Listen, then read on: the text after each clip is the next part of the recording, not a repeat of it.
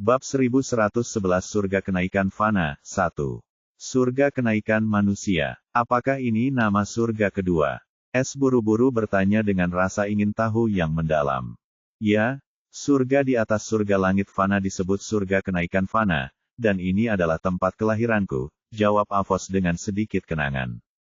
S menarik napas dalam-dalam saat dia akhirnya menyadari di mana dia berada dan mendesak Avos, ceritakan lebih banyak.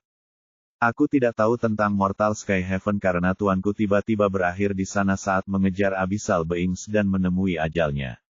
Lalu aku terjebak di sana untuk mengendalikan benda itu sampai kau tiba. Meskipun aku tidak tahu apakah pengetahuanku masih akurat karena ribuan atau mungkin jutaan tahun telah berlalu, surga kenaikan Fana sebagian besar dikuasai oleh sekte. Di tempat ini, para kultivator menggolongkan sekte mereka dalam 3 tingkatan yang berbeda. Dan ada juga sekte yang tidak memiliki tingkatan karena mereka hanya memiliki kultivator negara hukum atau prajurit kenaikan bintang 9 yang mengawasi mereka, No. Vel. B. In.com. Tetapi sekte manapun yang dapat disebut sekte kelas 1 harus memiliki jenderal besar kenaikan bintang 1 sebagai pemimpin sekte dan jenderal besar kenaikan bintang 9 sebagai pelindung agung. Sekte-sekte ini juga memiliki agung dalam nama mereka. Tidak seorang pun dapat menggunakan gelar agung tanpa memiliki kekuatan yang cukup, atau mereka akan dihancurkan oleh sekte-sekte agung. Itu adalah hukum yang diakui secara diam-diam di antara para kultivator surga kenaikan Fana. Kemudian muncul sekte kelas 2 di tengah, dan mereka setidaknya akan memiliki pelindung kenaikan bintang 1 dan pelindung agung kenaikan bintang 9. Dengan nama sekte mereka akan menggunakan gelar penjaga, seperti halnya sekte agung kelas 1. Setelah sekte kelas 2, atau sekte pelindung, muncullah sekte kelas 3, yang berdiri di puncak surga kenaikan Fana. Sekte-sekte itu sangat misterius dan selalu tersembunyi di tempat-tempat yang tak seorang pun berani masuki. Aku tidak tahu apa saja persyaratan untuk menjadi sekte kelas 3, tetapi mereka dikenal sebagai sekte raja, dan hanya mereka yang dapat menggunakan gelar raja pada nama mereka. Avos berkata dengan sungguh-sungguh dengan sedikit rasa kagum ketika menyebut sekte raja. S tercengang saat mendengar informasi baru dan penting ini, dan kemudian tiba-tiba, ia teringat tentang bagaimana Kay mengatakan kota aliansi sekte berada di bawah kendali 5 sekte besar. Jadi, mereka adalah sekte kelas 3, kesadaran muncul di benaknya. Namun, ada sesuatu yang lebih penting yang menarik perhatiannya, dan dia bertanya dengan penuh harap, Anda baru saja menyebutkan gelar seperti prajurit kenaikan, jenderal besar kenaikan, dan pelindung kenaikan.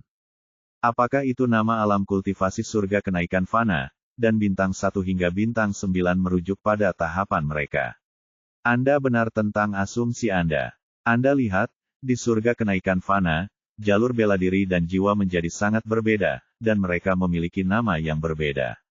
Jadi, untuk menyederhanakannya, ada gelar yang diberikan kepada seorang kultivator dengan pangkat tertentu. Alam jalur jiwa pertama dari surga kenaikan Fana dikenal sebagai percikan hukum sedangkan jalur bela diri dikenal sebagai penyaluran hukum.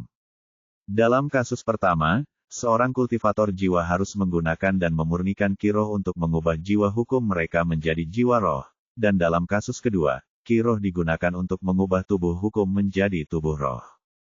Kemajuannya diukur dari 1 sampai 100%. Alam ini juga disebut prajurit kenaikan. Seorang kultivator keadaan unsur yang baru naik, seperti seorang master, akan disebut prajurit kenaikan bintang 1.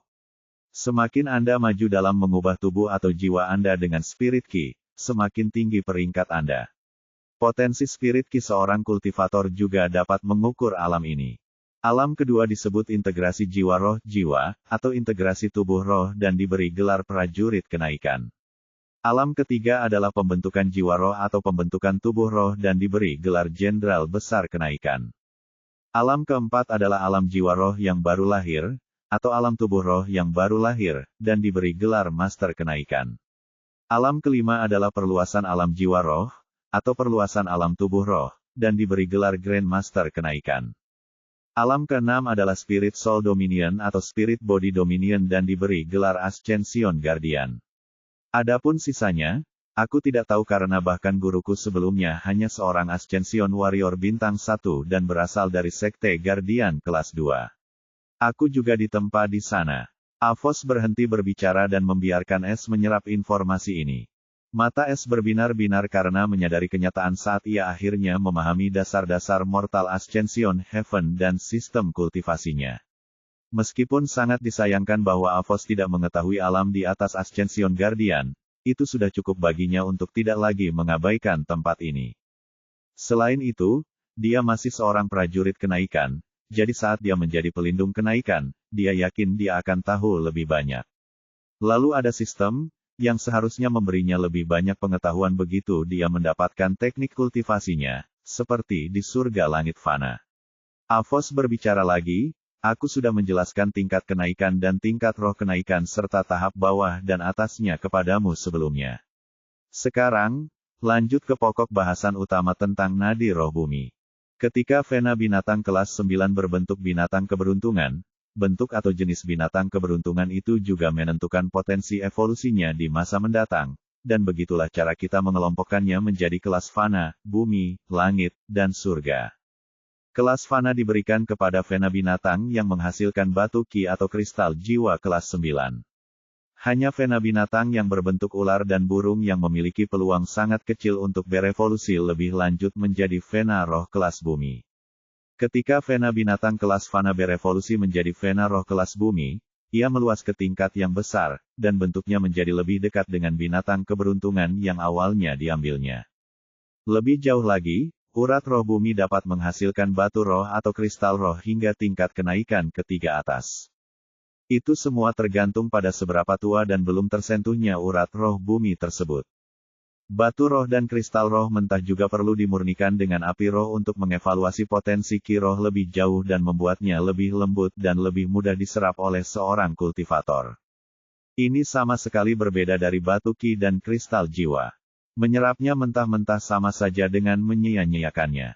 Sedangkan untuk nektar roh tingkat bumi, setetes saja sama saja dengan 1000 batu roh atau kristal roh tingkat kenaikan atas 3 yang dimurnikan dan jauh lebih kuat dan lebih mudah diserap tanpa efek samping apapun. Hanya nadi roh bumi dalam bentuk wyvern, burung api, harimau bersayap, kura-kura berkepala 2, atau urat binatang keberuntungan semacam itu yang dapat menghasilkan nektar roh. Sedangkan Vena roh kelas langit dapat menghasilkan batu roh dan kristal jiwa dengan afinitas hukum elemen yang berbeda. Bab 1112 Surga Kenaikan Fana, 2. Butuh waktu beberapa lama bagi S untuk mencerna semua informasi baru ini, dan dia terpesona olehnya. Jadi, menurutmu urat binatang roh bumi jenis apa ini, dan apakah kita berada di sumber urat ini? S bertanya, karena dia benar-benar mulai merindukan sistem itu. Lagi pula, dia mungkin bisa langsung menyerap seluruh urat roh bumi ini dan membuat kultivasinya jauh lebih mudah, seperti di surga langit fana. Tidak, ini bukan jantung urat nadi ini, melainkan cabang. Jika tebakanku benar, maka jantung urat nadi itu pasti cukup jauh dari tempat ini. Namun, karena urat nadi ini dapat menghasilkan spirit nektar, aku sarankan agar kau berhati-hati dan tidak mengejar jantung urat nadi itu. Avos menasihati dengan sungguh-sungguh. Oh, kenapa begitu? Apakah ada bahaya yang harus aku waspadai? Tanya S sambil menyipitkan matanya, merasa ini cukup aneh. Urat binatang roh seharusnya tidak berbahaya bagimu, tetapi jenis urat binatang ini biasanya ditempati oleh sekte kelas 3 atau bahkan kelas 2, dan mereka menjaganya dengan segala yang mereka miliki. Urat roh bagaikan darah kehidupan sekte dan fondasi warisannya, dan dapat membawa keberuntungan bagi sekte dan membuatnya bangkit. Namun, karena tidak ditempati oleh sekte-sekte yang disebutkan di atas, tempat itu mungkin diklaim oleh entitas kuat yang dapat menghalangi sekte-sekte tersebut untuk mengubahnya. Entitas-entitas seperti itu hanya akan peduli untuk berkultivasi di jantung Vena dan biasanya mengabaikan yang lain selama mereka tidak mengganggu mereka. Peluang urat nadi binatang roh ini tidak berpenghuni hampir nol, terutama jika kita mempertimbangkan binatang ajaib dari negara hukum. Mereka memiliki indera kuat yang memungkinkan mereka merasakan harta karun alam, terutama urat nadi binatang sebesar ini dan binatang ajaib yang dapat menarik dan melindungi urat nadi ini. Mereka setidaknya harus menjadi Jenderal Agung Ascension atau bahkan Master Ascension. Lagi pula, karena sang guru menemukan kolam saripati roh yang belum tersentuh ini, kita dapat dengan aman berasumsi bahwa urat nadi binatang ini tidak tersentuh untuk waktu yang sangat lama, dan jika kita akhirnya memprovokasi sesuatu, risikonya tidak sepadan dengan nyawa kita. Avos dengan tegas mengungkapkan dugaannya. S menarik napas dalam-dalam dan tajam. Dia bisa mengerti apa yang dipikirkan Avos, dan dia tidak cukup bodoh untuk memprovokasi seorang jenderal besar Ascension ketika dia bahkan tidak memiliki semua kemampuannya.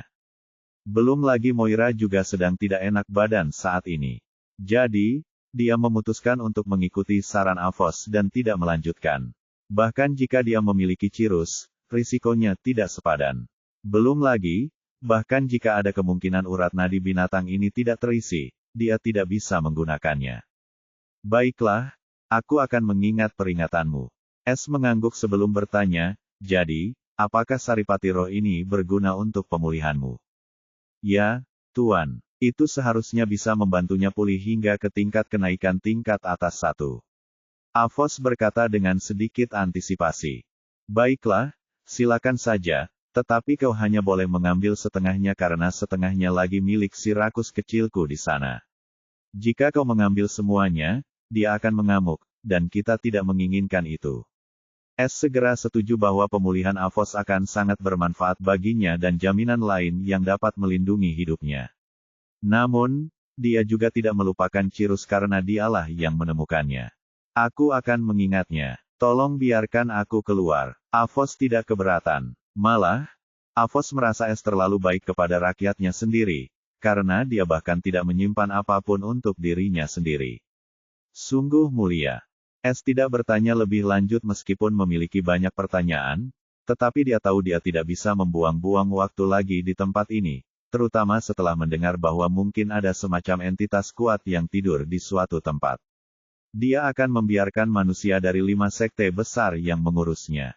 Dia cukup yakin bahwa mereka mungkin tidak memiliki akses ke informasi yang dimiliki Avos, bahwa mereka tidak akan menambang di tempat ini selama bertahun-tahun, atau bahwa mereka terlalu serakah. Terlebih lagi, S juga merasa cukup aneh, jika urat nadi binatang roh tingkat bumi begitu penting bagi kebangkitan sebuah sekte, maka mengapa mereka tidak mengambilnya saja dan membangun sekte mereka di sini alih-alih hanya membangun kota. Alasannya mungkin ada hubungannya dengan kelima sekte yang mengetahui tempat ini bersama-sama, jadi mereka tidak bisa mencapai kesepakatan untuk membiarkan hanya satu dari mereka yang menyimpannya. Namun, masih ada kemungkinan mereka tahu bahwa mereka tidak akan dapat mengambil alih pegunungan binatang bencana. Jadi, mereka hanya melakukan penambangan sampai saat itu, dan begitu mereka menemui jalan buntu, mereka akan meninggalkan kota aliansi sekte sambil tetap aman di wilayah mereka sendiri. Lalu ada bagian tentang pegunungan binatang bencana yang terhubung ke semua wilayah kekuasaan 5 sekte besar, dan ini merupakan semacam daerah berbahaya yang tidak akan berani mereka taklukkan sebelumnya. Mereka hanya mengambil risiko dengan menambang batu roh di tepi pegunungan binatang bencana. Lagi pula, Avos baru saja mengatakan tempat ini hanyalah cabang dari seluruh urat nadi binatang roh bumi. Itu semakin menjadi alasan baginya untuk tidak melangkah lebih jauh, terutama dalam kondisinya saat ini. Saat ini, ia merasa puas telah menemukan tempat ini, dan ia selalu dapat kembali di masa mendatang saat ia tidak perlu takut terhadap nyawanya dan mengambil jantung urat nadi ini untuk dirinya sendiri. Di saat berikutnya, Avos muncul di tangannya dengan bilah samudra yang masih penuh dengan retakan dan seketika, Avos terbang menjauh dari tangan S dan langsung menyelam ke dalam kolam nektar roh. Oh, itu mainan rusak yang selama ini kupakai sebagai hiasan di sarang ruang pencuri. Seru Cirrus saat ia terduduk setelah memurnikan semua batu roh. Sekarang, gua itu dipenuhi dengan manik-manik yang berkilau. Itu bukan mainan, itu Avos, dan itu pedangku. Jadi, ingatlah untuk bersikap baik dan jangan terlalu sering mengganggunya. Dia hidup, sama seperti kita. S membalas dengan senyum masam, tidak tahu harus berbuat apa dengan kejenakaan si kecil itu. Oh, bolehkah aku memiliki pedang yang bisa bergerak? Aku bisa memainkannya, dan sepertinya cukup menyenangkan. Cirus bertanya dengan penuh harap, "No, Vel B, Om. Pedang bukan untuk bermain-main. Cari saja sendiri kalau kau menginginkannya." S menggelengkan kepalanya dan benar-benar menyerah untuk mengoreksinya. "Aku akan melakukannya," jawab Cirus dengan yakin. Si kecil kini punya tujuan baru, menemukan pedang yang bisa dimainkannya. Pada saat ini, kolam nektar roh tiba-tiba bersinar terang, dan kemudian mulai tenggelam sedikit demi sedikit saat nektar roh diserap dengan kecepatan yang menggelikan. Mata S berbinar gembira karena dia bisa merasakan dari hubungannya dengan Avos bahwa dia menjadi lebih kuat.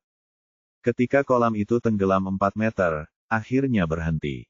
Garis biru laut melesat keluar dari kolam dan mendarat di tangan S, memperlihatkan pedang yang tajam dan dingin. Retakan pada bilah pedangnya yang masih asli kini telah hilang sepenuhnya, dan pedang itu tampak seperti baru saja keluar dari bengkel. "Terima kasih telah menganugerahkanku Master Nektar Roh, sekarang aku bisa lebih berguna." Suara berat Avos terdengar penuh kegembiraan, dan dia benar-benar berterima kasih kepada S. "Avos, aku Cirus, dan aku adik laki-laki terbaik kakak laki-laki. Kau harus bermain denganku." Cirus tiba-tiba menimpali sebelum S sempat menjawab, dan suaranya dipenuhi dengan antisipasi saat dia melihat Avos yang bersinar. Avos terdiam dan tidak tahu bagaimana harus bereaksi karena Cirus ini terlihat cukup unik. S dengan lembut menjentikkan kepala mungil si kecil dan membalas, "Sudah kubilang, dia pedang, bukan mainan. Sekarang, pergi dan serap saripati roh itu sebelum aku berubah pikiran. Kau tidak bisa menggertak anak kecil dan mengambil barang-barangku." Cirus langsung waspada saat mendengar S berencana untuk mengkhianati dirinya.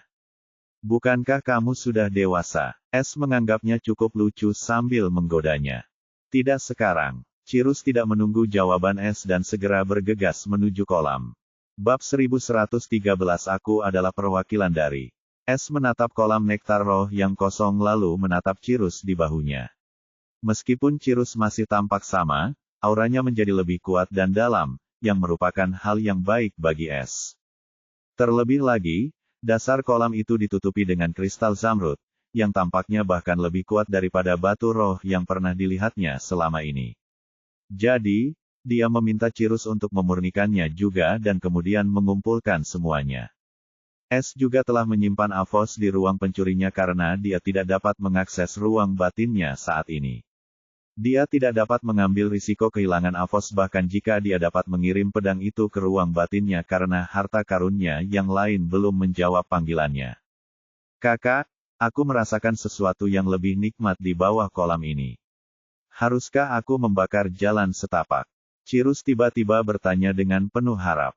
S mengangkat sebelah alisnya karena dia sudah menduga hal ini, tetapi dia masih ingat peringatan Avos, jadi dia menggelengkan kepalanya, "Tidak, itu mungkin berbahaya karena kita tidak tahu di mana kita berakhir. Mari kita kembali ke masa depan lagi. Untuk saat ini, mari kita fokus mencari jalan keluar dari tempat ini. Bagaimana kalau kamu membakar jalan yang membawa kita keluar dari tambang ini karena kita tidak mampu mengambil jalan keluar di depan?" No, Vel B, Om. Kini setelah S tahu Cirus dapat dengan mudah membuat terowongan menembus dinding-dinding batu roh tersebut, yang mana seharusnya mustahil bagi seorang kultivator keadaan elementer, dia berencana membuat terowongan yang mengarah langsung keluar kota aliansi sekte. Namun, hal itu jauh lebih mudah diucapkan daripada dilakukan. Tanpa arahan yang akurat, peta takdirnya masih belum berfungsi, dan itu ada hubungannya dengan kurangnya ki surgawi.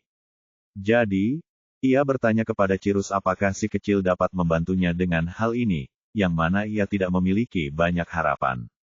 "Mau keluar?" tanya Cirus bingung, dengan sedikit rasa enggan.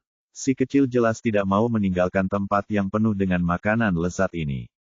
Meskipun demikian, karena S sudah menyatakan pendapatnya, ia hanya bisa setuju dan menurutinya dengan patuh. "Ya, bisakah kau merasakan jalan yang bisa membawa kita keluar dari tambang ini?" S mengangguk. Cirus memasang ekspresi serius dan mulai melihat sekeliling. Kemudian mata kecilnya berbinar. "Kakak, biar aku coba sesuatu." S terkejut saat mendengar jawaban Cirus yang tak terduga. "Apa yang kau rencanakan?" "Jangan menyebabkan." Tepat pada saat itu, Es terkejut ketika seluruh tempat itu tiba-tiba berguncang. Getaran kuat menjalar di bawah kakinya, hampir membuatnya terjatuh. Apa yang sedang terjadi? Es menyipitkan matanya dengan ketidakpastian saat dia samar-samar merasakan gelombang samar ki yang kuat menyebar dengan getaran yang tidak diketahui ini. Itu datangnya dari sana. Cirus cepat-cepat mengarahkan sayap kecilnya ke arah jalan yang tepat tempat mereka datang.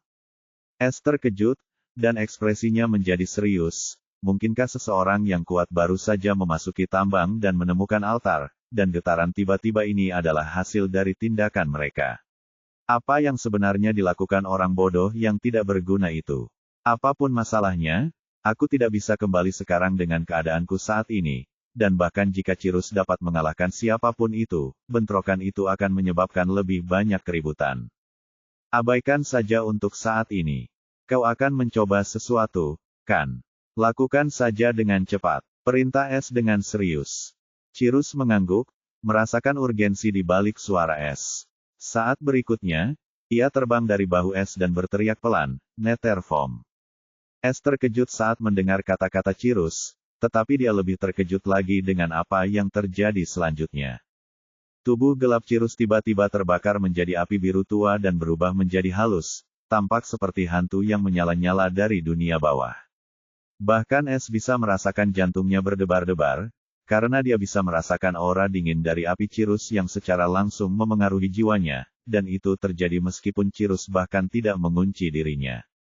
Apa apinya yang dingin sekarang? Sebelumnya, saat dia menggunakan apinya sangat panas. Mungkinkah dia bisa menggunakan api dingin dan panas sesuka hatinya?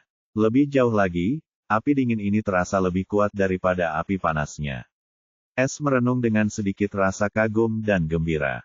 Saat berikutnya, hantu Cirus tiba-tiba berubah menjadi seberkas cahaya dan langsung melesat ke arah dinding utara, meninggalkan jejak api biru tua yang indah. Lalu Es melihat sesuatu yang tidak masuk akal, Cirus langsung melewati tembok itu seolah-olah mereka tidak ada dan menghilang. Sama seperti Twilight Traverse milikku, tetapi dia dapat melewati objek fisik meskipun tidak ada pembatas atau formasi yang terukir di atasnya. Untuk menggunakan Twilight Traverse milikku untuk melewati objek fisik, aku perlu mengukir formasi pada objek tersebut, dan baru setelah itu persyaratan untuk menggunakannya akan terpenuhi. Selain itu, Netherform ini tampaknya jauh lebih mendalam dan mungkin memiliki kegunaan lain. Tampaknya bocah nakal itu membangkitkannya setelah ia menjadi negara hukum bersamaku. Aku harus menanyakannya kepadanya dan melihat apakah ada kemampuan lain yang telah dibangkitkannya. Namun, ia terlalu suka bermain-main dan mungkin bahkan tidak dapat menggambarkannya, seperti yang kutanyakan sebelumnya tentang Spirit Key. Mengingat kejenakaan Cirus, Es tersenyum waspada dan hampir menyerah untuk mencari tahu tentang kemampuan baru Cirus.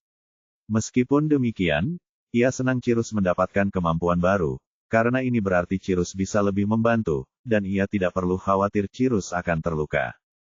Pada saat ini, Es sedang menunggu Cirus untuk kembali ketika tiba-tiba, jantungnya bergetar. Entah dari mana, dia merasakan tekanan kuat tiba-tiba menyebar di gua itu, dan Es merasa ngeri karena tekanan ini adalah kehadiran Cirus atau bahkan sedikit lebih kuat, dan meskipun tidak langsung terkunci padanya, dia bisa merasakan betapa kuatnya itu. Seorang prajurit yang akan naik pangkat. Ekspresi Es berubah saat memikirkan kemungkinan ini. Ia pikir ia telah ditemukan, dan rasa urgensi menguasainya. Namun, ia memaksa dirinya untuk tetap tenang. Meski tekanan itu sangat mengerikan, dia tetap baik-baik saja karena tubuhnya yang tidak biasa, dan dia jelas bisa merasakan tekanan itu tidak langsung tertuju padanya, dan dia hanya merasakan sebagian darinya. Pada saat ini, suara seorang tua tiba-tiba bergema di seluruh tambang. Siapa praktisi yang telah memasuki tambang roh kota aliansi sekteku tanpa pemberitahuan sebelumnya? Silakan keluar, atau orang tua ini harus bersikap kasar. Ekspresi Es semakin gelap saat dia merasakan suara tua itu berbicara kepadanya. Dia bisa dengan jelas merasakan posisi orang ini meskipun dia tidak ada di sini. Sekarang, dia mengerti betapa kuatnya seorang kultivator negara hukum, dan dia menjadi semakin marah dengan kondisinya yang aneh. Namun, sebelum Es dapat mengambil tindakan lebih lanjut atau memahami situasi ini, suara dingin dan tegas lainnya dari seorang pemuda terdengar. Aku adalah wakil keadilan surga, dan siapapun yang menghalangi jalan keadilan akan diadili olehku, karena aku adalah pembela surga. Bab 1114 Keadilan yang tertunda bukan berarti keadilan yang ditolak. Aku adalah wakil keadilan surga, dan siapapun yang menghalangi jalan keadilan akan diadili olehku, karena aku adalah pembela surga. Es tercengang ketika mendengar pernyataan arogan ini, dan pikirannya berpacu. Jadi, ada orang lain yang menarik perhatian pengawas. Tapi apa maksud dari nama, pembela surga, yang hebat ini dan menjadi wakil keadilan surga? Dan mengapa orang ini ada di sini? Walaupun Es merasa situasi ini cukup aneh, dia tetap lega karena bukan dialah yang menarik prajurit Ascension ke tempat ini. Oh, Anda punya selera humor yang bagus, rekan praktisi. Bagaimana kalau Anda keluar dan mengobrol dengan orang tua ini tentang keadilan surga? Suara orang tua itu terdengar lagi dengan nada mengejek. Baiklah, aku juga ingin bertanya tentang seseorang, mungkin kau bisa membantuku dengan masalah ini. Pemuda itu menjawab dengan acuh tak acuh seolah-olah dia sama sekali tidak terganggu oleh permusuhan terpendam lelaki tua itu. Benar-benar orang yang sombong, tapi dia mungkin punya kekuatan untuk mendukung kata-katanya. Es tidak bisa menahan diri untuk tidak sedikit mengagumi orang itu. Meskipun begitu, dia tahu dia belum aman, terutama jika orang-orang ini menyelidiki terowongan di balik reruntuhan. Kalau mereka menemukan jalan yang dibuka Cirus, kejahatannya akan terbongkar, jadi dia harus segera pergi, menggunakan pembela surga yang misterius ini sebagai kedok asap. Kemana perginya bocah kecil itu, dan mengapa dia butuh waktu lama? Es mulai merasa gelisah. Dia punya firasat buruk tentang kejadian ini, dan dia ingin segera pergi. Di mana kau? Es menggunakan koneksi telepatinya dengan Cirus untuk bertanya dengan cepat. Aku menemukan jalan keluar. Cirus tiba-tiba menjawab, aku akan kembali. Mata Es berbinar saat dia merasa sedikit lega dan merasakan posisi Cirus dengan koneksinya dengannya.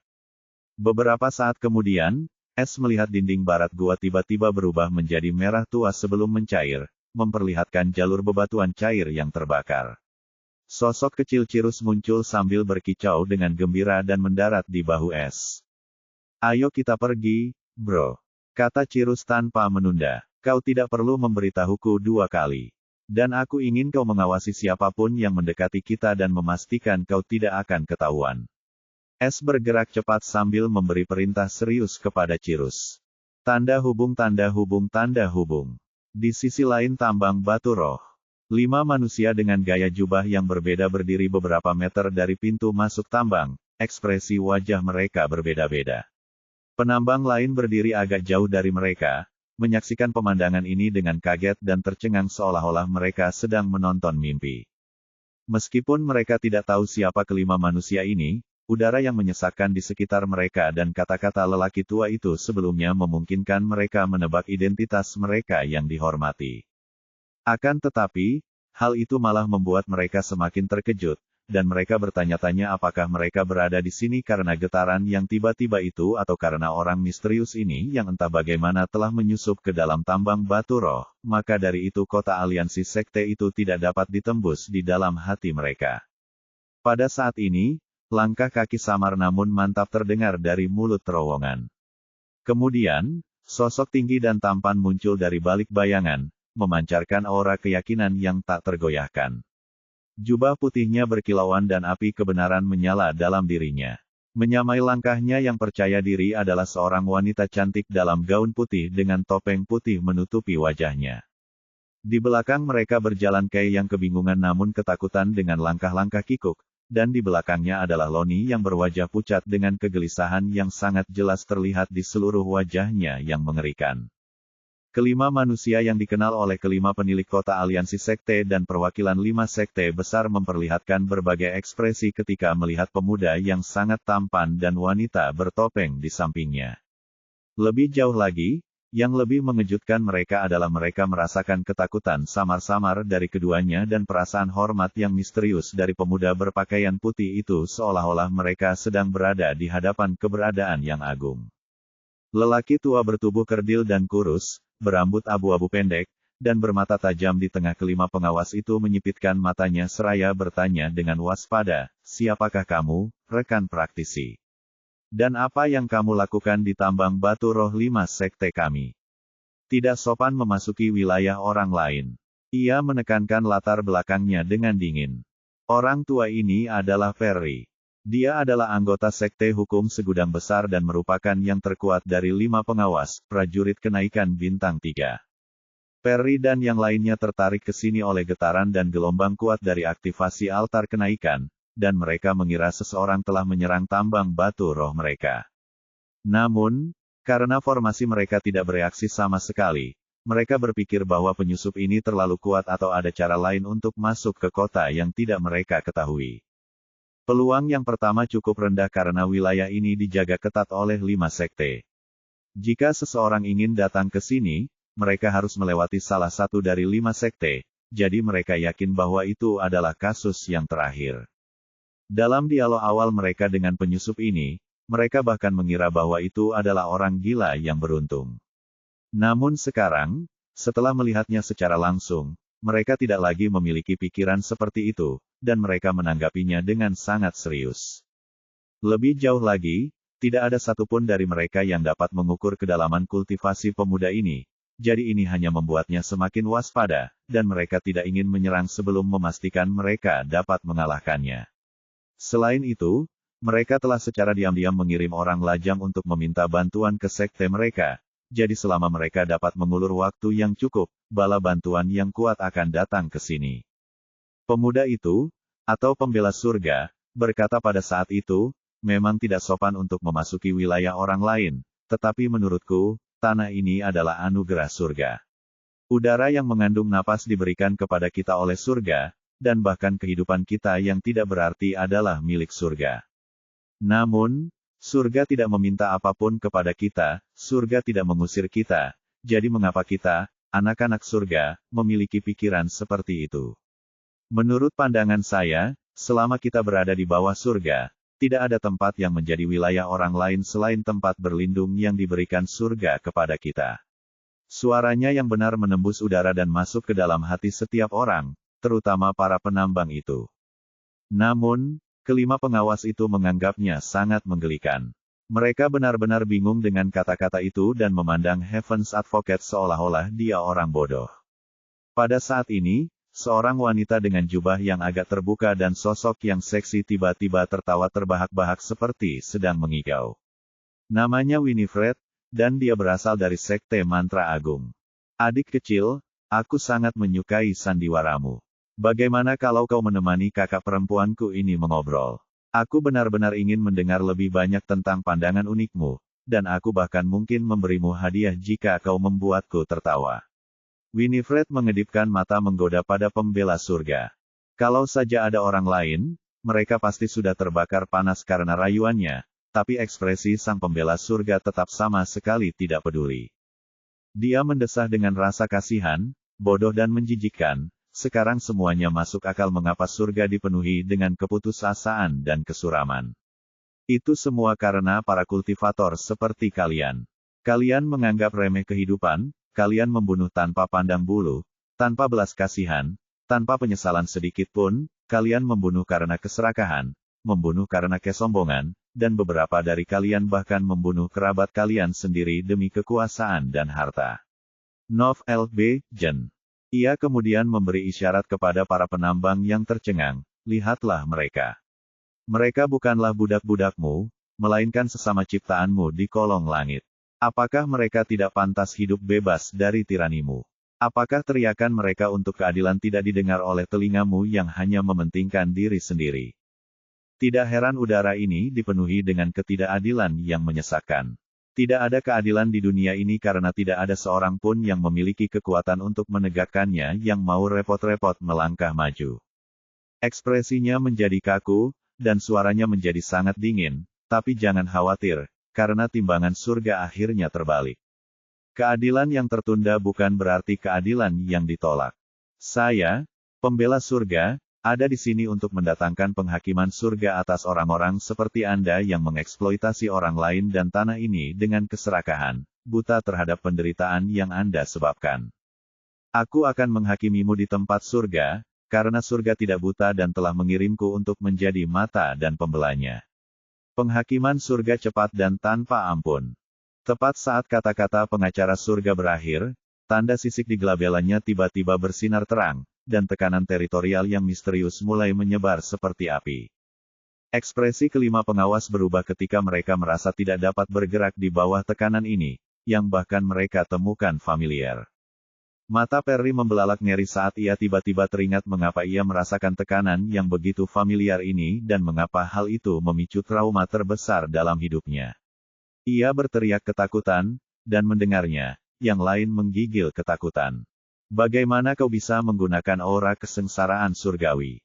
Bab 1115 Perbedaan Besar. S menggunakan lintasan senja untuk meningkatkan kecepatannya hingga batas maksimal saat ia berjalan menuju pintu keluar terowongan yang baru saja dibuka Cirus. Meskipun ia penasaran dengan identitas pengacara surga yang misterius itu dan bagaimana hal-hal akan terjadi padanya begitu ia bertemu dengan para pengawas, ia tidak berencana untuk menyia-nyiakan kesempatan ini untuk menyelinap sementara orang itu menarik perhatian para pengawas. Namun, entah mengapa, nama pengacara surga memberinya firasat buruk karena kata surga di dalamnya sama seperti gelar pencuri surga. Meskipun demikian, dia mungkin tidak akan pernah mendengar atau melihat orang ini lagi, jadi dia melupakan hal ini dan fokus pada jalan di depannya. S akhirnya melihat cahaya di sisi lain, dan dia sangat gembira karena ini berarti dia akhirnya keluar dari tambang terkutuk ini, dan pengalaman pertamanya setelah kenaikannya sangat berbahaya. Ketika S melangkah keluar dari terowongan, dia segera berhenti karena terowongan ini berada tinggi di atas tanah. Yang lebih mengejutkan, beberapa mil jauhnya terdapat jaringan bangunan unik yang tersebar di seluruh pegunungan yang luas. Apakah itu kota aliansi sekte? S bertanya-tanya saat melihat bangunan unik di kejauhan. Orang-orang yang bergerak di sekitar kota tampak seperti semut, dan populasi mereka tampak cukup padat.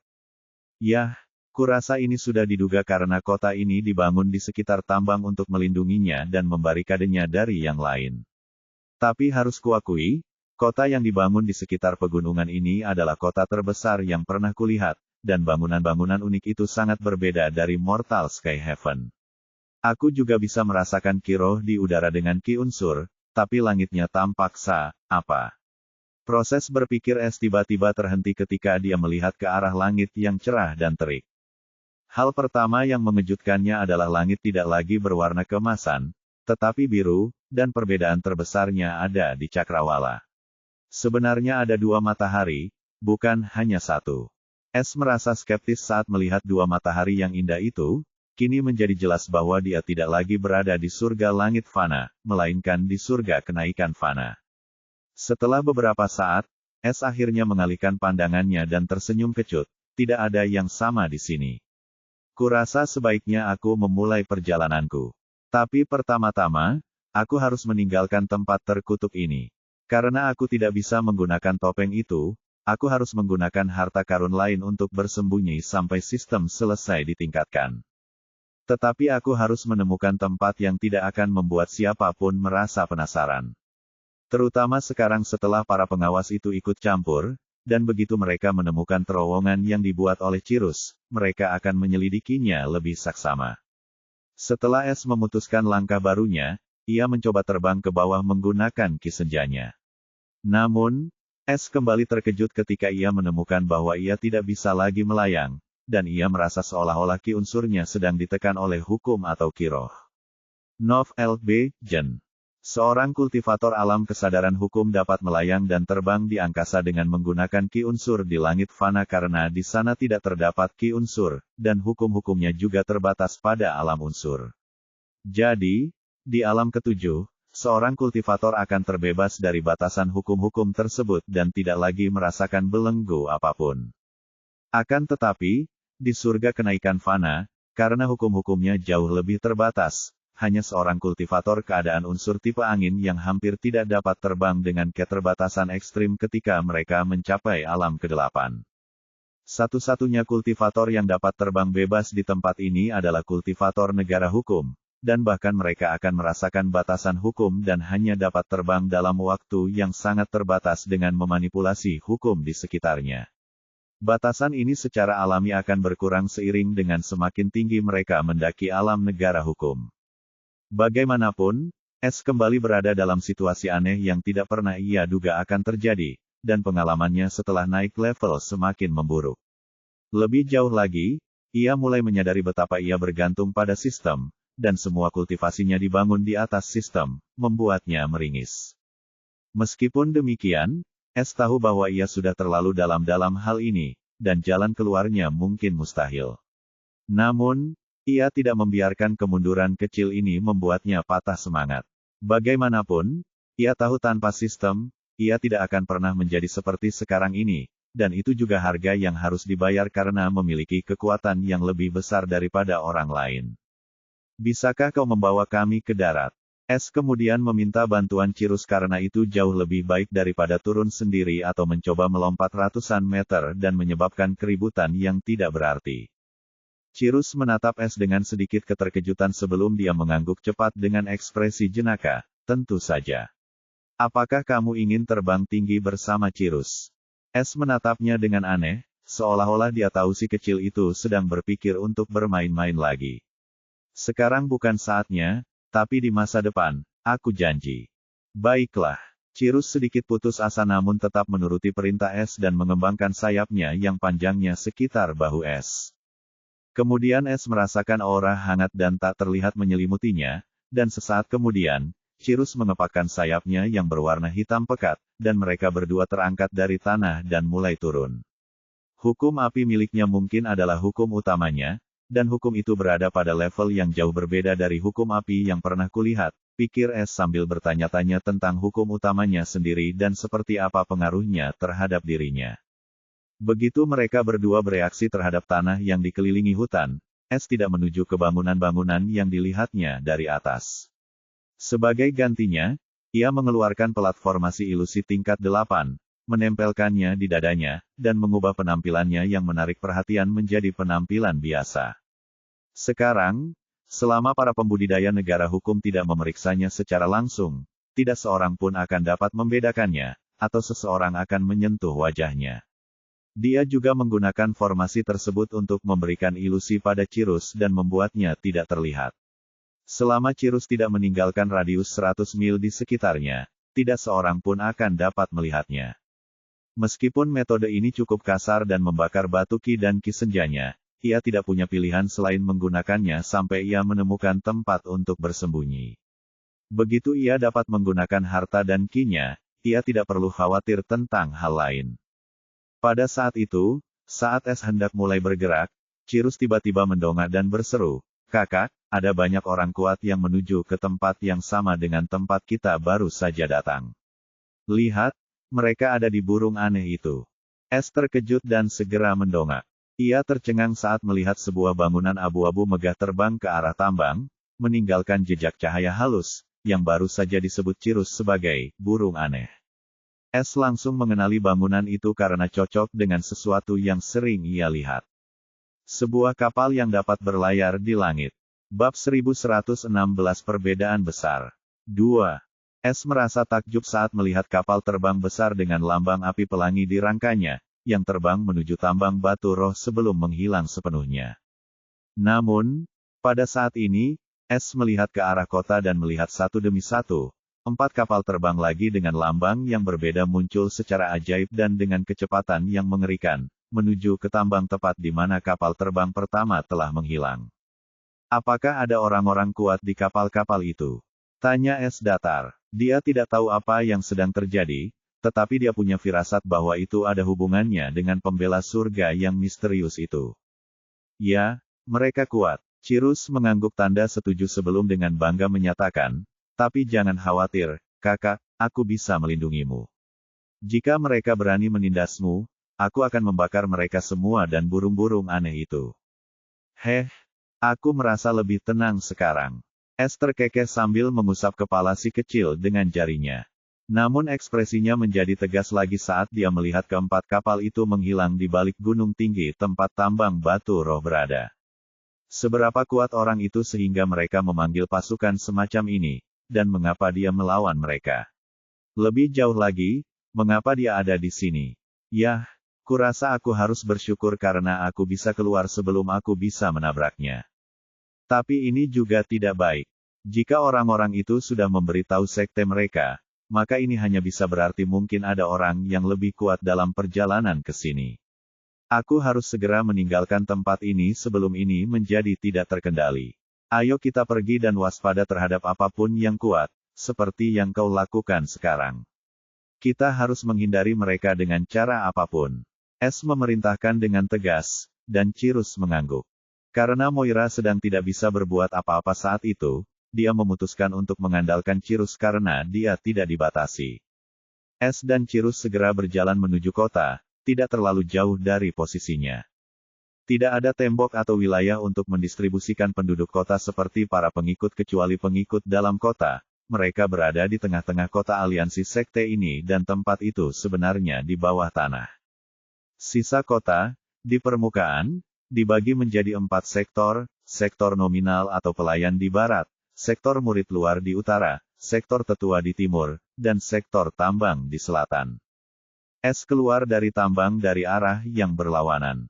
Sektor yang ditujunya sebenarnya adalah sektor tetua, tempat orang-orang seperti Loni dengan status atau seperti manajer tambang, instruktur kota luar yang mengajar murid kota luar dan terkadang bahkan murid kota nominal, hal-hal manajemen kota seperti kapten penjaga kota, orang-orang dari departemen hukum kota, dan semacamnya memiliki penduduk.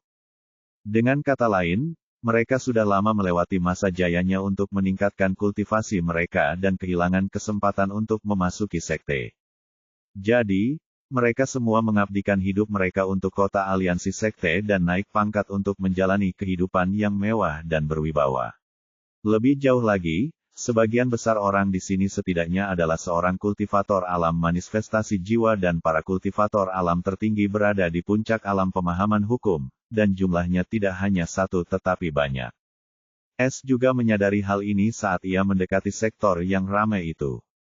Ia mendapati bahwa orang-orang yang berjalan di sekitarnya sebagian besar berusia setengah baya, beberapa di antaranya bahkan pria dan wanita tua, dan aura mereka cukup mudah diukur untuk seseorang seperti dirinya. Di mana tempat ini? Di mana para murid kota nominal? Mungkinkah aku keluar ke tempat yang berbeda? Yah, kurasa itu tidak masalah karena mereka tidak akan bisa melihat formasiku. Malah, menurutku itu cukup hebat karena aku bisa dengan mudah bersembunyi di tempat para atasan tinggal, dan tidak akan ada yang menyelidiki selama aku memilih target dengan baik. Atau aku bisa menggunakan identitas mereka untuk meninggalkan tempat ini selamanya. S menjadi bersemangat dan segera menggunakan formasi ilusi untuk membuat dirinya tidak terlihat. Meskipun ia berencana untuk berbaur dengan para pengikutnya terlebih dahulu, ia berubah pikiran setelah berpikir tentang bagaimana ia akan menyia-nyiakan formasi tersebut jika ia menggunakannya hanya untuk penyamaran sementara ia dapat menggunakannya untuk berjalan-jalan dengan bebas dan melakukan apa saja. Ketika S mulai berjalan di jalanan pegunungan yang beraspal, tidak ada seorang pun yang memperhatikannya, karena ia dan Cirus dengan penasaran melihat-lihat jalanan. Tidak banyak yang bisa dilihat karena sebagian besar bangunan di sekitarnya adalah halaman, dan orang-orang ini tampaknya akan berangkat kerja atau ke tempat lain. Saat S mencapai bagian yang lebih dalam, halamannya menjadi lebih besar dan lebih mewah, sementara kerumunan mulai berkurang hingga tidak ada lagi. Dia memasuki jalan pegunungan yang damai dengan halaman megah di sekelilingnya, dan dia bahkan melihat penjaga berdiri di gerbang. Apakah ini area kelas atas untuk perwira tinggi kota? S merenung saat ia mulai menilai pentingnya orang yang tinggal di halaman ini berdasarkan pembinaan para pengawalnya. Ia benar-benar merindukan pikiran penyelidikan jiwanya. Saat itu, S sedang mengamati halaman-halaman itu dengan saksama ketika ia melihat sesuatu yang aneh. Semua penjaga yang berdiri di luar rumah secara kolektif menunjukkan ekspresi yang berbeda-beda. Di bawah tatapan penasaran S, dia melihat bahwa sesaat kemudian, api tiba-tiba muncul entah dari mana di depan para penjaga itu. Sesaat kemudian, S tiba-tiba merasakan jalan di bawahnya mulai bergetar sedikit, dan dia mendengar suara samar-samar sesuatu yang datang. Namun hal itu seakan memicu semacam fenomena aneh ketika gerbang depan pelataran istana tiba-tiba terbuka satu persatu, dan orang-orang berpakaian mewah, diikuti pelayan-pelayan mereka, mulai berdiri di depan gerbang dengan ekspresi penuh hormat dan sedikit ketakutan terlihat di mata mereka. Apa yang sedang terjadi? S bertanya-tanya, karena dia tidak tahu mengapa mereka semua bereaksi seperti itu.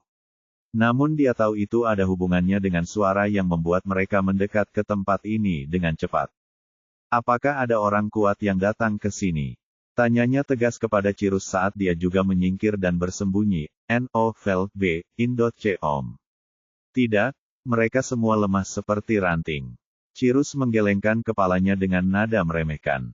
S merasa lega, tetapi dia tetap penasaran saat dia melihat ke arah jalan diagonal untuk melihat siapa yang datang untuk membuat orang-orang berpangkat tinggi ini langsung keluar dari zona nyaman mereka.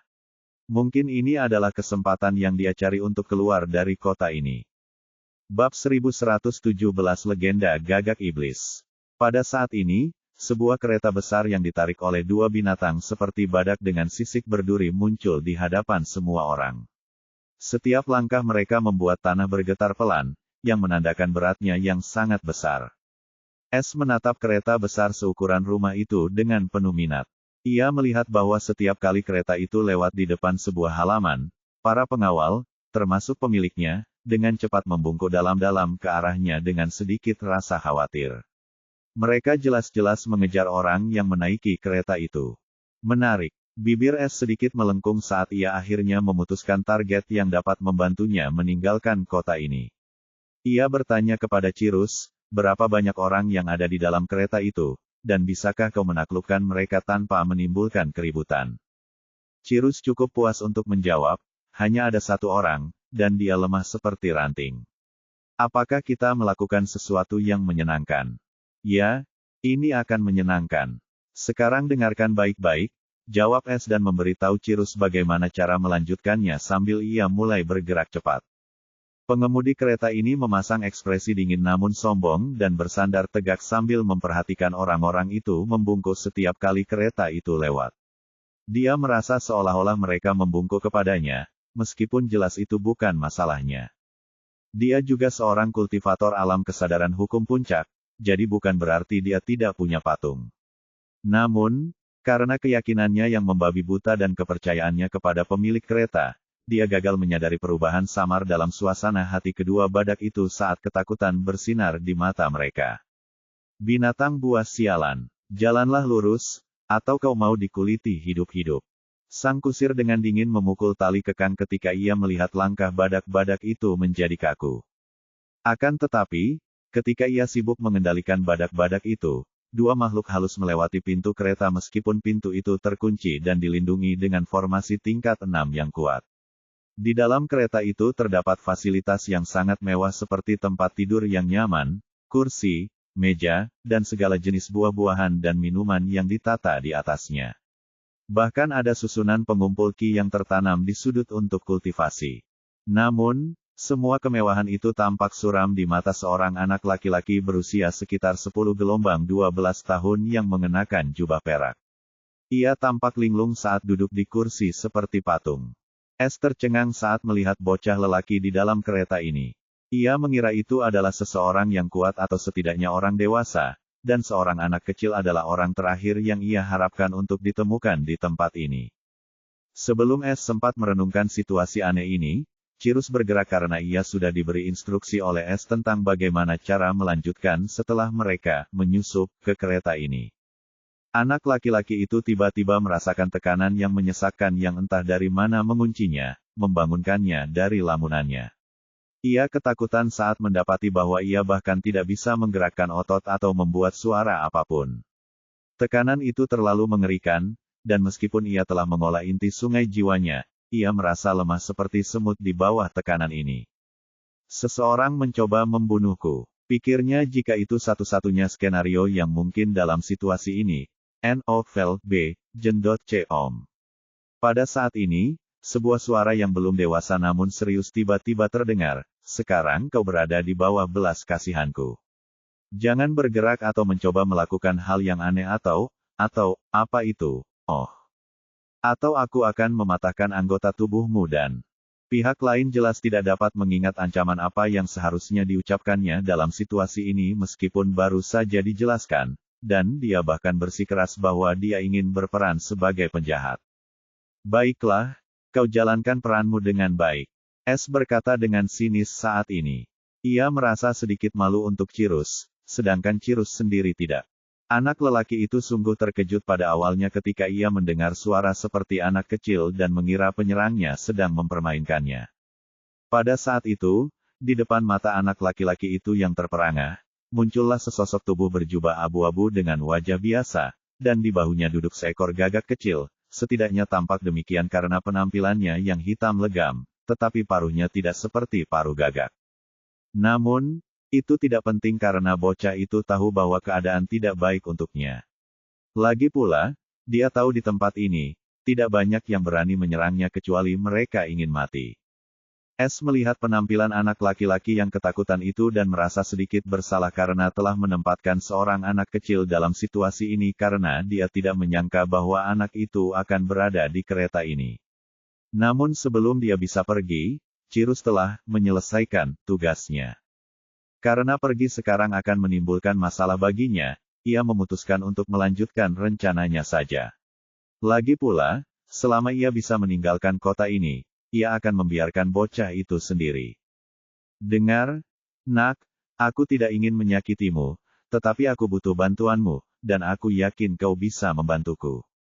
Mari kita buat kesepakatan, jika kau setuju untuk membantuku, maka aku akan pergi tanpa menyakitimu, dan aku bahkan mungkin memberimu hadiah untuk itu.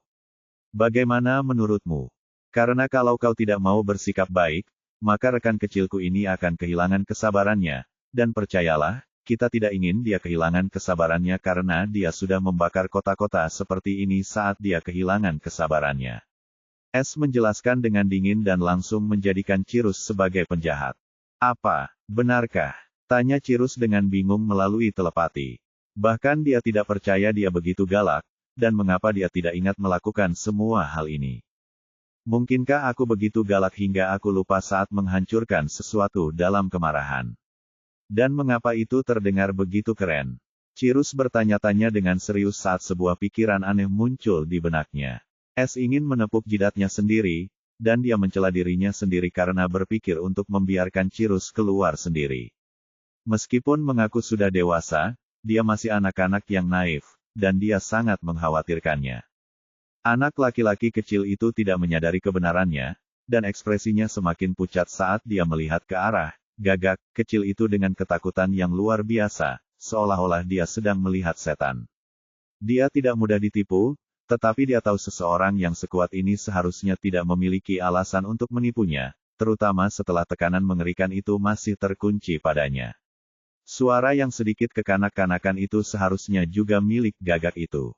Karena tidak punya pilihan lain, bocah itu segera menganggukkan kepalanya karena terlalu sulit baginya untuk berbicara, dan dia setuju untuk membantu S karena dia tidak ingin mati mengenaskan di bawah gagak yang mengancam itu.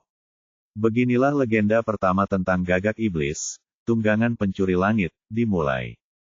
Bab 1118 Krisis yang akan datang, 1.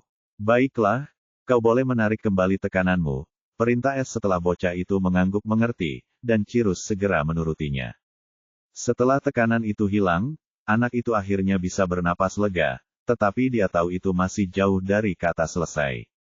Dengan ekspresi mengerikan di wajahnya, dia bertanya, S siapa kamu, dan apa yang kamu inginkan dariku? Aku suka anak-anak yang berakal sehat sepertimu. S mengangguk puas saat ia duduk di depan anak laki-laki itu dan bertanya, siapa namamu, dan apa yang terjadi dengan kekacauan di luar sana? Kau seharusnya tahu karena, pameran besar, ini, kau telah menjadi incaranku. Kau seharusnya tidak memamerkan kekayaanmu seperti ini, atau kau akan menjadi incaran orang sepertiku yang kurang ramah. Anak laki-laki itu tersipu karena frustrasi karena ia tidak menyangka pamer statusnya ini akan merugikannya seperti ini. Bukankah Tuan yang terhormat mengatakan semakin kau menunjukkan kekuatan dan statusmu, semakin itu akan menghalangi orang lain untuk mengambil tindakan terhadap kita, atau dia tidak tahu tentang siapa aku? Ia mulai meragukan kata-kata tuannya yang tersayang dan juga curiga bahwa S tidak mengabaikan statusnya. Dia dipuji sebagai seorang jenius, dan sudut pandangnya terhadap dunia sangat berbeda dari orang-orang seusianya. Jadi, dia tidak berperilaku seperti anak kecil yang ketakutan dan beradaptasi dengan situasi berbahaya yang dihadapinya. Meskipun demikian, dia menjawab S dengan jujur dengan nada hormat. Saya Pascal, dan murid termuda di bawah pengawas Perry dari Sekte Hukum Segudang Besar. Saya akan mengunjungi desa saya, No. Velb, Jen.C. Om. S tercengang. Ia tidak menyangka akan menangkap ikan sebesar itu di tempat ini, dan ia juga menyadari mengapa orang-orang itu memberi penghormatan. Status Pascal terlalu tinggi, bahkan lebih tinggi dari seorang murid kota dalam, ia seperti seorang penguasa kota muda dari kota aliansi sekte. Jadi, kau salah satu jenius yang menarik perhatian seorang pengawas dari salah satu dari 5 sekte besar, ya. Kau pasti cukup berbakat karena gurumu tampaknya tidak memperlakukanmu dengan buruk, tanya S penasaran. Ia ingin tahu lebih banyak tentang sekte-sekte besar ini, dan informasi yang diberikan Kai sangat kurang. Wajah Pascal sedikit berseri saat mendengar pujian S, dan dia menjawab dengan malu. Terima kasih atas kata-katamu yang baik. Tuanku benar-benar memperlakukanku dengan baik, dan jika dia tidak menyadari harga diriku, aku tidak akan memiliki semua ini. Aku sangat berterima kasih padanya. Matanya bersinar dengan rasa hormat dan rasa hormat saat dia menyebut tuannya, dan dia tampak sangat berterima kasih. S juga bisa melihat kecerdasan Pascal, dan entah mengapa, dia tidak bereaksi seperti anak seusianya. Meskipun begitu, itu tidak menjadi masalah baginya selama dia mendapatkan apa yang diinginkannya. Kau murid yang baik, Pascal, dan memiliki masa depan yang cerah di depanmu. S mengangguk sebelum suaranya berubah dingin, jadi, mari kita tetap seperti ini. Karena kau bilang akan mengunjungi desamu, ini berarti kau akan meninggalkan kota ini, kan? Pascal menelan ludah, melihat ekspresi tegas S, dan segera mengangguk, ya. Desaku tidak terlalu jauh dari kota aliansi sekte.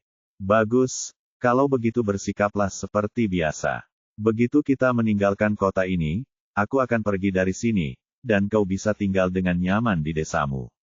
Sementara itu, jawab beberapa pertanyaanku yang sederhana agar perjalanan kita bersama tidak terlalu canggung. Apakah kita sudah saling memahami? Tanya S sambil menatap langsung ke mata Pascal, ingin melihat reaksinya. Baik, senior. Pascal segera setuju karena dia tidak menyangka S akan menuntut seperti ini. Dia pikir S menginginkan sesuatu yang lain dan jauh lebih merepotkan, tetapi jika dia hanya ingin menyingkirkannya di luar, maka itu sangat mudah. Tapi kenapa dia tidak pergi saja kalau dia begitu berkuasa? Kenapa dia butuh bantuanku? Atau ada hal lain? Dia tetap curiga tapi tidak berani bertanya dengan suara keras. S akhirnya menurunkan ekspresi tegasnya, melihat Pascal setuju, dan dia sedikit rileks. Dia kemudian bertanya dengan rasa ingin tahu, jadi, katakan padaku, Sekte Hukum Segudang Besar tempat gurumu berasal, seberapa jauh dari kota aliansi sekte, atau status seperti apa yang dimiliki Sekte Hukum Segudang Besar di antara sekte-sekte besar lainnya. Oh, dan apa yang kamu lakukan di sini jika kamu diakui olehnya? Bukankah kamu seharusnya berada di sekte itu jika kamu berbakat? Pascal bingung dengan pertanyaan-pertanyaan ini tetapi tetap menjawab, aku tidak tahu seberapa jauh Sekte Hukum Segudang Besar dari sini, tetapi guruku pernah mengatakan kepadaku bahwa kita dapat dengan mudah memasuki wilayah Sekte Segudang Besar dengan formasi teleportasi besar di balai kota bagian dalam. Formasi ini terhubung dengan semua sekte, tetapi untuk menggunakannya, mereka membutuhkan sejumlah besar sumber daya yang setara dengan sumber daya yang mereka tambang dari tambang batu roh selama 100 tahun. Itulah sebabnya tidak ada yang menggunakannya, dan itu hanya untuk keadaan darurat. Selain itu, mereka menggunakan kapal roh untuk bepergian secara normal, dan saya tidak tahu berapa lama waktu yang dibutuhkan untuk bepergian antara kota dan sekte. Mengenai posisi Sekte Hukum Segudang Agung di antara sekte-sekte lainnya, menurut guruku, selain Sekte Kesatuan Agung, sekte ini lebih kuat daripada 3 sekte besar lainnya. Dan aku masih di sini karena aku tidak ingin meninggalkan ayahku sendirian, dan guruku menghormati keinginanku dan membiarkanku tinggal di sini sampai aku berusia 16 tahun sebelum aku harus mengikuti ujian masuk Sekte Hukum Segudang Agung. Pascal menggambarkan situasinya dengan sedikit rasa bangga dan terima kasih. Dia tidak memberitahu S betapa baiknya gurunya terhadapnya karena dia telah mendengar bahwa pengawas lainnya tidak peduli dengan keluarga Fana murid-murid mereka dan memaksa mereka untuk meninggalkan mereka sehingga mereka dapat fokus pada kultivasi mereka dengan mengirim mereka pergi. Setelah itu, beberapa dari mereka tidak akan pernah bertemu keluarga mereka atau melupakan mereka dan berhenti peduli dengan kehidupan Fana mereka. Namun, ia mendapat kesempatan untuk mempersiapkan diri dan bahkan izin untuk bertemu ayahnya dari waktu ke waktu untuk mengucapkan selamat tinggal dengan baik. Ini menunjukkan betapa baiknya Perry kepada Pascal. Namun S tidak mengetahui hal itu dan tidak akan peduli bahkan jika dia mengetahuinya karena dia fokus pada informasi baru, terutama tentang kapal roh, yang seharusnya adalah kapal yang dilihatnya sebelumnya hari ini. Jika apa yang dikatakannya benar dan formasi teleportasi itu membutuhkan begitu banyak sumber daya, maka situasinya jauh lebih serius daripada yang kuduga. Jika mereka terpaksa meminta bala bantuan, maka dapat dipastikan bahwa Heaven's Advocate bukanlah orang yang mudah ditipu. Aku punya firasat buruk tentang ini. Ekspresi S berubah sedikit muram saat dia memerintahkan Pascal, katakan pada sopirmu untuk bergerak dengan kecepatan penuh, atau kita mungkin tidak bisa meninggalkan tempat ini. Pascal terkejut dengan kata-kata S yang tiba-tiba, dan dia tahu ada sesuatu yang salah, tetapi dia tidak punya keberanian untuk bertanya dan melakukan apa yang diperintahkan. Perjalanan mereka berjalan lancar sampai ketika kereta mendekati gerbang kota yang sangat besar, gelombang kejut yang besar tiba-tiba muncul, mengguncang seluruh kereta dengan keras dan hampir membalikkannya. Dengan gelombang kejut ini muncul aura samar yang membuat hati semua orang bergetar. Namun S lebih bingung daripada sekedar terkejut, karena dia merasakan ada yang tidak asing dengan aura tersebut. Dia pun berpikir dengan tak percaya, aura hukuman surgawi dan ki surgawi, dan mengapa begitu berbeda dan kuat. 1119 Krisis Masuk 2. Ekspresi S tampak sangat serius saat dia merasakan aura Heavenly Ki dan Heavenly Punishment yang familiar namun agak asing muncul entah dari mana. Itu tidak adil karena aura dan Ki ini jauh lebih hebat dan kuat. Apa sebenarnya yang terjadi? S mulai merasa gelisah dan merasakan urgensi, seolah-olah dia harus meninggalkan jangkauan aura ini atau dia akan berada dalam masalah besar. Lebih jauh lagi, bukan hanya dia yang merasakan hal ini, dia adalah satu-satunya yang baik-baik saja karena Pascal, yang sedang berbicara dengannya, tiba-tiba kehilangan kesadaran saat dia terkena aura ini. Kakak, aku merasa tidak nyaman. Cirrus merengek, sedikit gemetar dan menempel erat di leher S untuk mencari penghiburan. Ekspresi S semakin gelap karena ini adalah pertama kalinya Cirrus yang tak kenal takut mengatakan sesuatu seperti ini. Kembalilah, kau sudah melakukannya dengan baik. Aku akan segera membawamu keluar. S membelai kepala Cirrus dengan jarinya untuk menenangkannya sebelum menyuruhnya pergi. Aku tidak bisa tinggal di sini lebih lama lagi.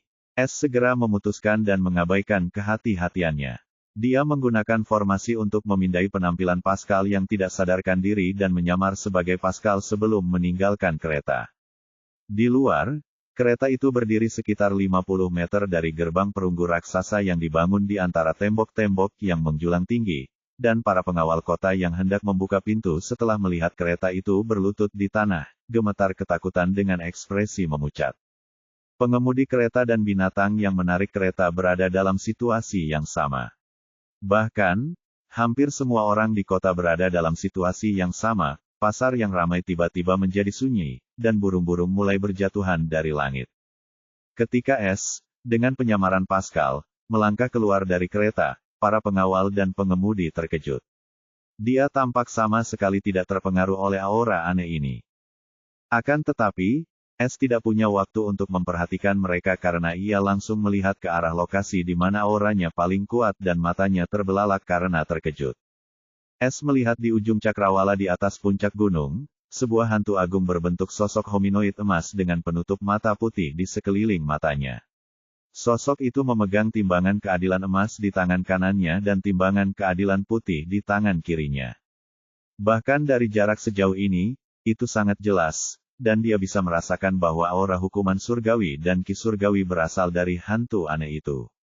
Terlebih lagi, saat Es menatap hantu itu, dia tidak merasakan takut atau apapun, sebaliknya dia mendapati dirinya membenci hantu itu dan ingin memotong-motongnya menjadi beberapa bagian seakan-akan hantu itu adalah musuh bebuyutannya atau semacamnya. Es merasa kebencian aneh ini merasuki tulang-tulangnya dan membuatnya sangat khawatir. Dia tidak tahu mengapa dia merasa seperti ini, tetapi tidak butuh waktu lama baginya untuk menebak karena petunjuknya cukup jelas. Itu pasti musuh dalam diriku. Tatapan mata Es dingin sekali saat dia hampir melangkah mendekati hantu itu. Dia segera tersadar dari keadaan anehnya saat sensasi dingin tiba-tiba menyebar ke seluruh tubuhnya, menekan emosi kacau yang dia rasakan dan menenangkan pikirannya. Aku hampir melakukan sesuatu yang bodoh. Es segera menyadarinya, tampak terkejut. Dia mengalihkan pandangannya dari bayangan yang tampaknya memaksanya dan membangkitkan emosi aneh di dalam dirinya. Es segera berhenti melihat. Apapun yang direncanakan surga adalah sesuatu yang belum pernah dilihatnya, dan itu tidak baik. Jika surga tidak lagi pasif, maka dia tidak akan mampu membuat kesalahan lagi. Buka gerbangnya. Es segera menghampiri para penjaga dan memberi perintah dengan dingin menggunakan wajah Pascal. Para penjaga langsung merasa geram, dan mereka ingin membalas dengan berkata, "Apakah kamu buta?" Tetapi mereka tahu siapa anak laki-laki ini. Tetapi mereka juga tidak berdaya karena alasan yang jelas, mereka bahkan tidak bisa bernapas dengan benar, apalagi bergerak di bawah tekanan yang mengerikan ini. No, Vel B. In.com. Dasar idiot. Aku akan melakukannya sendiri. Es menyerah dan segera mendekati penjaga itu, yang mengenakan jubah emas mencolok dan menggenggam pelat formasi di tangannya. Es tahu ini adalah kunci untuk membuka gerbang ini. Pria berjubah emas, yang sebenarnya adalah manajer gerbang, ingin menghentikan Pascal dari mengambil pelat formasi.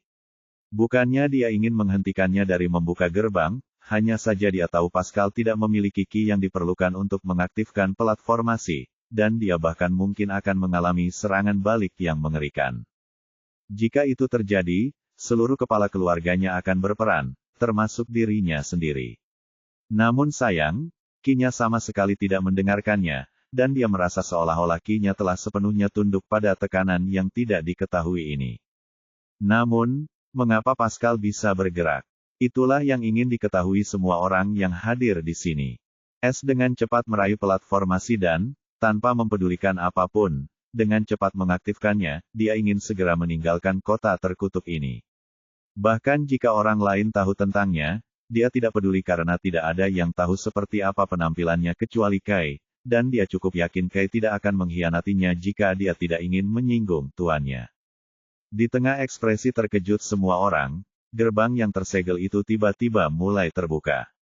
Es dengan cemas melihat ke arah gerbang yang terbuka saat dia mendapati mereka sangat lambat dan cepat melirik ke arah hantu emas dan terkejut saat melihat ukurannya semakin membesar, atau mungkin hanya pikirannya yang mempermainkannya, yang dia tahu itu mustahil. Tiba-tiba, suara halus seorang laki-laki terdengar di telinga semua orang, seakan-akan ia berbisik tepat di samping mereka. Aku, pembela surga, ada di sini untuk menjatuhkan penghakiman surgawi kepada para pendosa dan memberikan keadilan kepada orang-orang yang menyedihkan. Jika Anda telah melakukan kekejaman dan melanggar hak-hak seseorang, akui kesalahan Anda selagi Anda bisa dan bertobatlah atas dosa-dosa Anda. Jika Anda menjadi korban kekejaman orang lain atau menderita ketidakadilan, biarkan surga mendengarnya. Sidang keadilan akan dimulai sekarang. Saat suara itu menghilang, ekspresi tenang hantu emas itu tiba-tiba mulai memancarkan ekspresi sedih, dan sisik-sisik di tangannya mulai melepaskan gelombang-gelombang kuat sebelum cahaya keemasan dan putih mulai menyebar ke seluruh langit dan membentuk kubah warna-warni keemasan dan putih. Aku tahu ada yang tidak beres dengannya. Jantung Es berdebar kencang saat ia tiba-tiba merasa takut karena kedua cahaya itu dengan cepat mendekati gerbang kota. Tanpa ragu, ia berlari menuju pintu gerbang tanpa menunggu lebih lama lagi. Dia punya firasat bahwa jika dia terperangkap di bawah penghalang itu, segala sesuatunya akan menjadi sangat kacau baginya. 1120 Pegunungan Bencana Binatang, 1. Es menggunakan lintasan senja sementara sisi putih penghalang cahaya dengan cepat mendekatinya meskipun sudah berada di luar gerbang kota. Di sisi lain gerbang kota terdapat alun-alun besar yang dikelilingi hutan lebat, dan hanya ada 2 jalan menanjak yang luas di depannya. Namun, Es memutuskan untuk mengambil rute terdekat di luar alun-alun, yang mengarah ke hutan. Namun, Es merasa sangat lambat.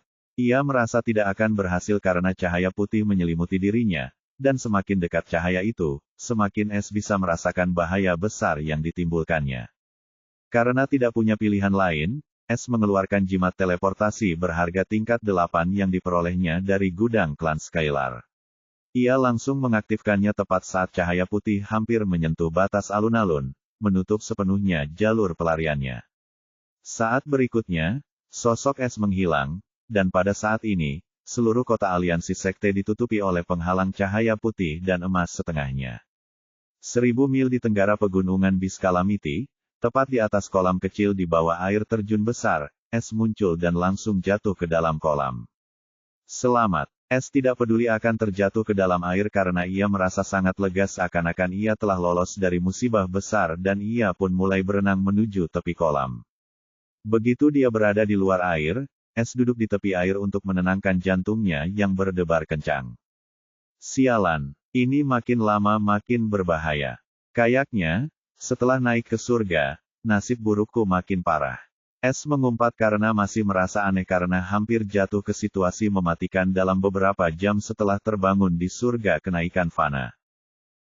Namun, dia lebih penasaran dengan pengacara surga, dan ekspresinya menjadi lebih serius. Dia belum pernah merasakan ketakutan seperti itu dari siapapun sebelumnya kecuali hukuman surgawi. Jika pembela surga itu adalah seseorang yang dikirim oleh surga untuk memburuku, bagaimana dia tahu aku ada di tempat itu? Mungkinkah karena altar itu? Lagi pula, dia tampaknya telah muncul di tambang, dan kemudian dia memberitahu pihak berwenang. Namun, dia tampaknya tidak memiliki niat baik terhadap mereka. Sebaliknya, dia langsung menghadapi mereka seperti anjing gila, yang memberiku cukup waktu untuk keluar dari sana. Namun, kekuatan aneh yang dia perintahkan dengan aura hukuman surgawi dan ki surgawi tampak sangat berbahaya bagiku, rasanya seperti aku telah bertemu dengan kutukanku. Lagi pula, dia jauh lebih kuat daripada aku saat ini, bahkan mengalahkan orang-orang yang seharusnya berada di sana untuk menaklukkannya. Dia cukup kuat untuk membuat seluruh kota bertekuk lutut, dan tidak ada seorang pun yang dapat melawannya. Sepertinya surga tidak lagi pasif seperti di surga langit fana dan mengirim pembela surga ini untuk mengejarku. Atau itu hanya kebetulan, namun kemungkinan itu hampir nol. Tapi dia tetap tidak tahu kalau aku ada di sana, kan? Atau dia tidak akan bermain-main dan menghakimi semua orang. Yah. Setidaknya aku bisa memastikan bahwa orang ini tampaknya memiliki rasa keadilan yang tinggi, dan mungkin aku bisa menggunakannya untuk melawannya. Namun, saat ini, aku perlu memperlebar jarak di antara kita selagi dia masih belum tahu aku ada di dekatnya. Namun, aku perlu menunggu sebelum sistem sialan itu selesai ditingkatkan, dan aku dapat menggunakan kekuatanku sepenuhnya. Atau aku mungkin menemukan diriku dalam situasi berbahaya lainnya karena tempat ini dipenuhi dengan binatang buas yang kuat. Setelah waktu yang lama, Es merasa seperti dia mungkin tertangkap jika dia tidak berhati-hati. Tetapi untuk beberapa alasan, dia merasakan sedikit kegembiraan aneh muncul di hatinya. No-vel-b-in.com.